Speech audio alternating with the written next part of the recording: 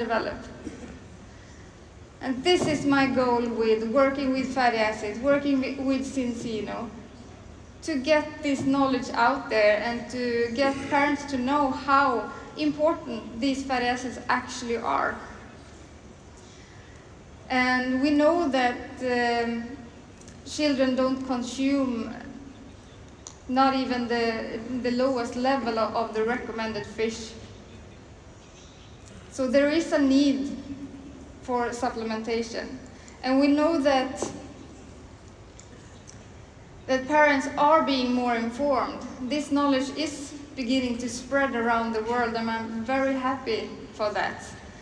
So parents do want to be able to participate and want to be proactive when it comes to their children's health. And they want to make informed choices. Flavored omega-3 supplements. It is something that will help children, not only to want to take the product, but also be more participating and building a positive emotion around taking supplements. So that is why we wanted to find a really good flavor. Because the most important thing is that we get the omega-3 into the child. Another topic that I'm going to talk about is that children's blood omega-6 to 3 ratio is different from adults. And therefore we need to adjust those target values. And also regarding the fatty acid metabolism in our body, that it works differently in children. And today's guidelines, all over the world, all places I've been looking at, every companies that have blood fatty acid analysis, they do only use the adult values. And that means we're going to be the first company that have child-tailored recommendations.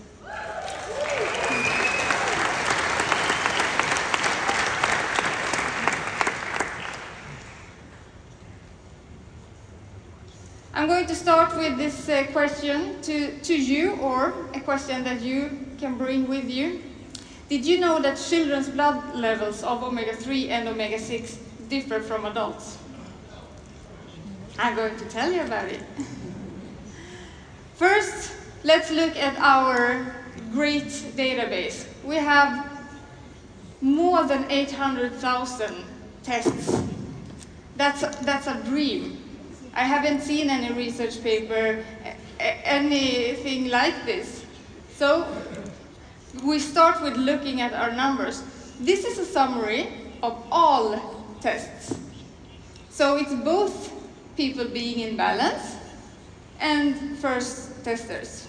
This is just to show you that the top part, you can see that there is a jump. Children have higher. So you can wonder, you can ask yourself, is this because children have bad dietary habits? Worse than the other age groups? Maybe. Could it be because they are physically and biologically different from adults? Maybe. We don't know, but we know that they have higher values. So let's dig a bit deeper into that. The language of numbers. We need to be based in science, especially important when we're talking about children. So I've been reading a lot of research in this topic for many years, and this is, to my knowledge, the only review article about studies investigating children with, in terms of omega-3 index, and that is taking blood levels, not only assessment of their diets, but also the blood levels. And since the most important developmental part for children is the cognitive, the brain. We know that these fatty acids are directly involved in the development of the brain. So for children, it's the cognitive function that is the target endpoint. For adults, you may remember, is the cardiovascular disease that is the major outcome that studies often measure. And in this review paper, they found out or concluded that children have a lower omega-3 index than adults. That the positive effect of cognitive measures were more likely in studies with an increase in omega-3 index from above 6%. So this is what we're going to go for.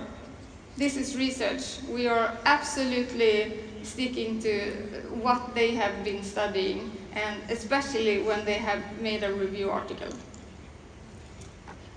I also wanted to look closer to the omega-6 levels, because I know that omega-6 is a great part of our cell membranes. And for children, they are not only growing, they are creating new cells every day, all the time, but they also have to, these cells need to mature. So it's a lot of physiological things happening in children, and that is why they always need to have access to omega-6 and omega-3. And there are no review articles, but there is a couple of articles with children, maybe 300 children, 700 at the maximum. They see this trend of arachidonic acid being higher in smaller children. I'm not talking about newborns, but smaller children, and we also know that older adults get lower. Okay, but we still don't know, because these children in these papers, they are not considered in balance or with index that is positive. So we don't know why these values are higher. It could still be the diet. So that's why I want to look at our database that's a bit more than 700 children. In this case, I took out the group of adults that have 8% or higher in omega-3 index. And I also selected the group of children with 8% or higher. So they have the same good level of omega-3 that we before knew to be the target. And if you look at their arachidonic acid, even though they have the same omega-3, children have higher arachidonic acid. And arachidonic acid is, as you know, the part of the balance, the omega-6 part of the balance ratio that we measure. So they naturally have a higher level of omega-6. And you can see on the side the balance for adults and for children. So if children have this optimal 8%, the adult level, they will have 3:1, a bit over that actually, as an average value. So that could work. But we know better now. We know that the omega-3 index should be at 6 and that they have higher arachidonic acid. So let's see what's happened if we take this new level of omega-3 index of 6% or higher. They will still have the same amount of arachidonic acid, a bit lower, and the balance will be 5:1. Actually, it was 4.8 something, but we have selected 5:1. So this is what we're going for. This is how to protect children, and they can, of course, still have 3:1. That's no problem. But they have this variation. They can be regarded as being in balance with 5:1. 5 times the amount of arachidonic acid to EPA.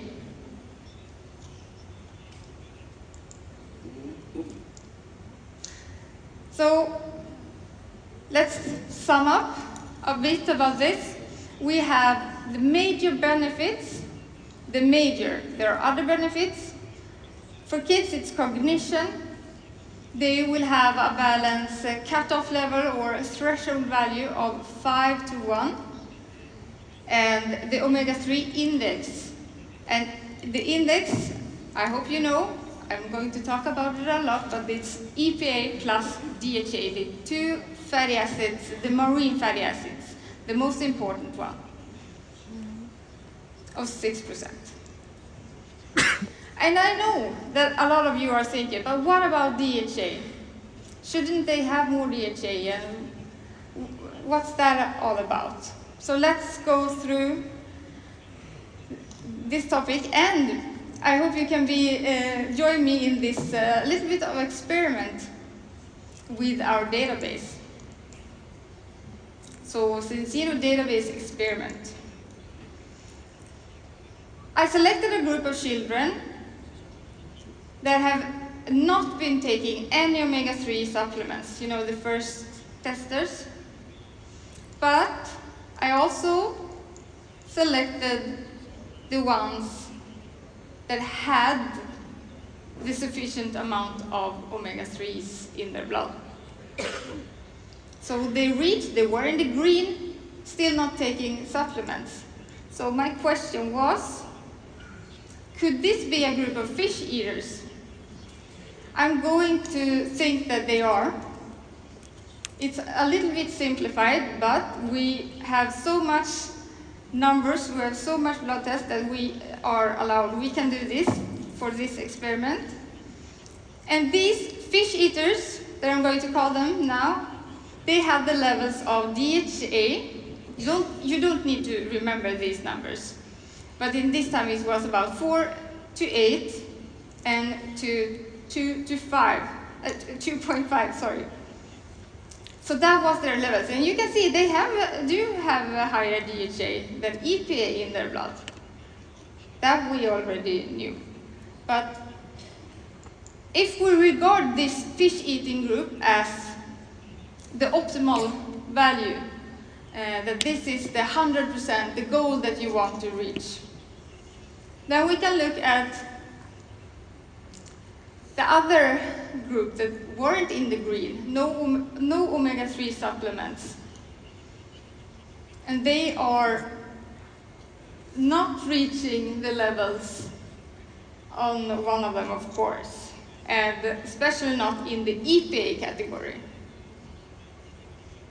And we also have a group of people that test their children and say that they take another brand, some other supplement. And they increase a little more than the no omega-3 children, but still the EPA is nowhere near our fish-eating group. So and also I would like to say that I'm also going to expect that this group have been taking supplements for children, that has been designed for children, that have been calculating the correct dose, and so on. And if you look at balance oil,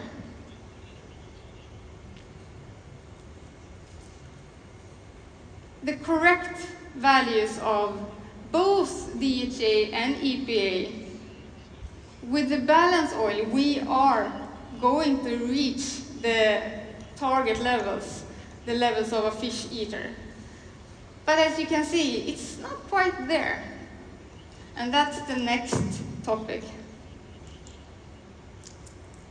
That we're not quite there. It was about 73-75% of our reference group in this case. But you can also see it if we compare each age span.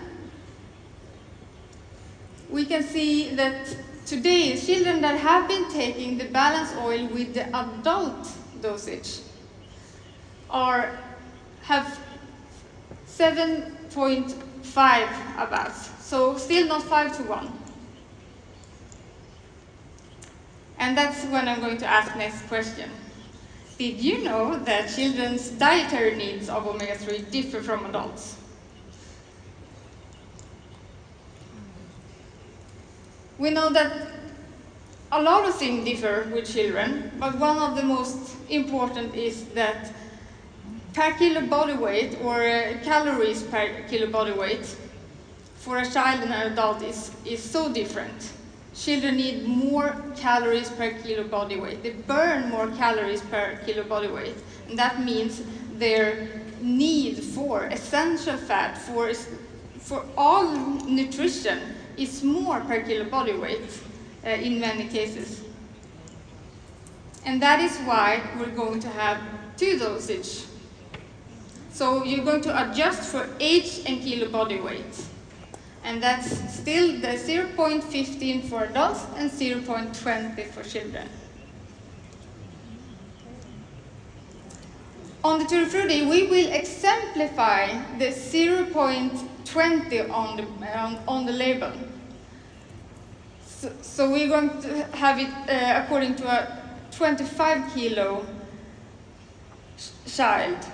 But of course, we also have the example of how to calculate for adults on this bottle also.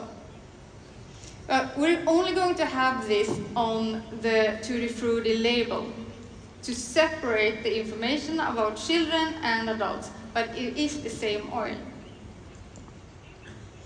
So sum up again,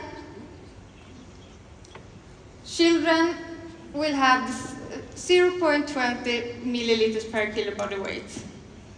And the information that you will find that is specific to children and specific to adults are on the product information sheets. And also the Zinzino test, of course. So you can use that. If you want to recommend the oil to an adult, a Tutti Frutti oil to the adult, you can just look at the sheet for the other balance oil if you want to know all of the health benefits, the health claims that are only for adults, and vice versa. So you can use them as manuals depending on who you're selling to. But we are going to separate it because you're not allowed to talk about, for example, lowering your triglyceride levels or lowering your blood pressure and these things to children, because that's not the goal of taking balanced oil or any supplements for children. It's the same formula. I showed you that the formula of EPA and DHA is exactly what children need. They don't need any special DHA formula. I've been talking about this previously. You don't give children a separate plate with a different fish.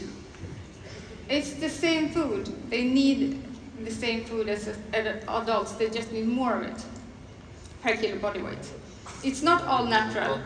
But as Colin talked about yesterday, it is the safest, it's well tested. They have so high demands on these kinds of flavors, and it's the best flavor. It's what the children in our testing groups want to have.